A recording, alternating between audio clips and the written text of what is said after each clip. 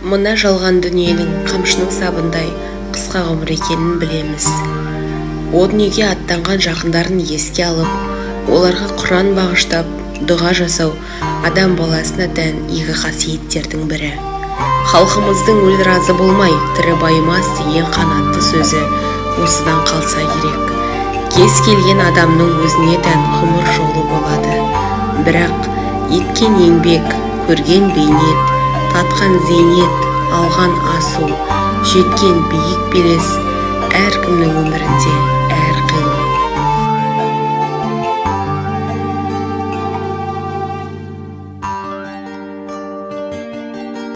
Бақыт дейді, бақыт бар ма жалғанда?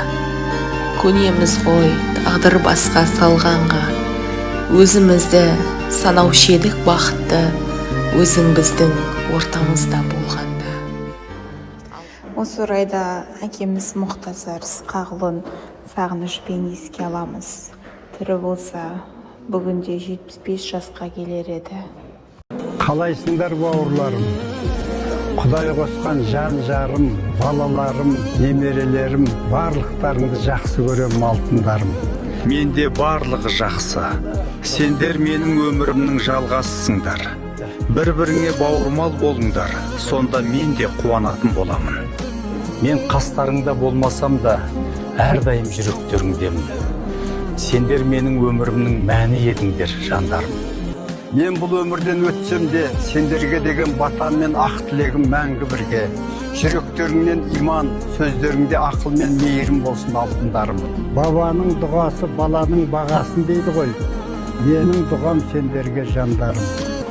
Жолдарың ашық, дендерің сау болсын. Мен сендерді жақсы көрем, сендердің әр қуаныштарыңа мен де қуанамын. Адамның ең үлкен байлығы отбасы мен татулық.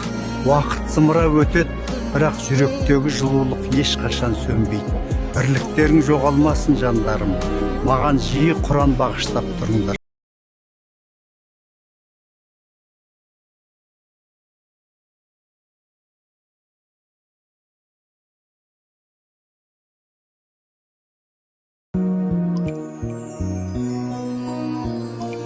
Көзімді жұмса